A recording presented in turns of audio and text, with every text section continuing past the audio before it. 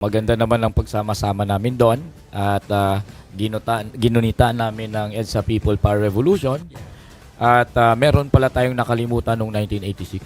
Ano yan? Nakalimutan nating parusahan ang mga mamatay tao at saka mandarambong. Na hindi na dapat nating kakalimutan once na tayo magkaroon ng panibagong interbensyon ng taong bayan. Sino ba itong sinasabi niyo mandarambo? Abay, Ako magtanong. Saka mamatay tao ewan ko, maraming ganyan sa Pilipinas eh. Parang ang vague. So, kumbaga, Baka ayaw nyo sana na yung mga pagkakamali noon ay maulit. Oo, walang revolutionary justice, Joey. Okay. Kaya tingnan mo ang ating lipunan ngayon, wasak-wasak. Yeah. Pero yung, hindi ko alam kasi kung tama yung pinatatamaan yun sa ikalawa. Pero sa ikalawa pinatatamaan. Ano, yung mga mandarambong? Marami yan. Hindi, mandarambong. Alam na, Oo. parang yun na nga. Yung isa, yung mamamatay. Si Duterte lang yun, mamamatay tao. Siya lang yun. Okay. So, Hindi, siya ang pinaka. sa pinaka. Oo, siya ang pinaka.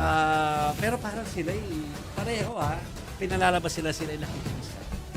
Nakikiisa Dito sa sila. D1 EDSA. Alam mo, nakikiisa sila. Ano bang akala nila sa EDSA, di ba? Revolusyon ng mga Astiya. Tandaan natin, revolusyon yan.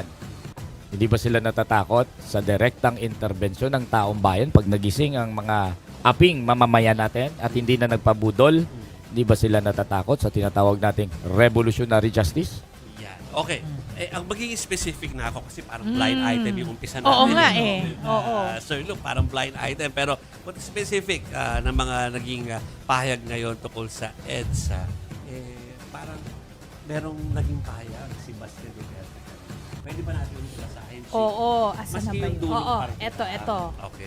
Para Yung makuha natin dulong ang parte, sige. Sabi niya, let us honor its legacy by ensuring that history is never distorted, our rights are never trampled upon, and our democracy remains intact for future generations. Tapos, sabi niya rin, may the darkest times in our history never happen again. Aha. Pag gusto nating mawala ang mga darkest times in history, isa na dyan yung panahon ng kanyang tatay.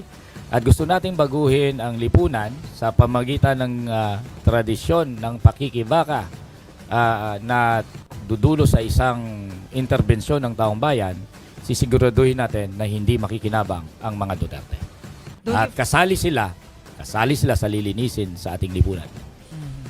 Attorney, don't you find it ironic na ganun yung naging pahayag ni Mayor Baste pero ang nagpalagay sa libingan ng mga bayani kay Ferdinand Marcos Sr. yung tatay niya? It really is. You know, they are trying to use things to their own convenience. So, dahil nag-aaway sila ngayon, di ba, dati magkakampi sila eh.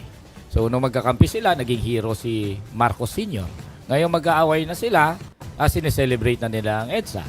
Nung magkakampi sila, ang kanilang mga sinisiraan at ginagawang distorted ang history, sila ang nagpapasimuno ng fake news, ay yung mismong tradisyon ng pakikibaka na nagdulo sa EDSA People Power Revolution. Ngayong magkalaban na sila, gusto na nilang gunitain ang EDSA People Power Revolution. Pareha silang budol-budol.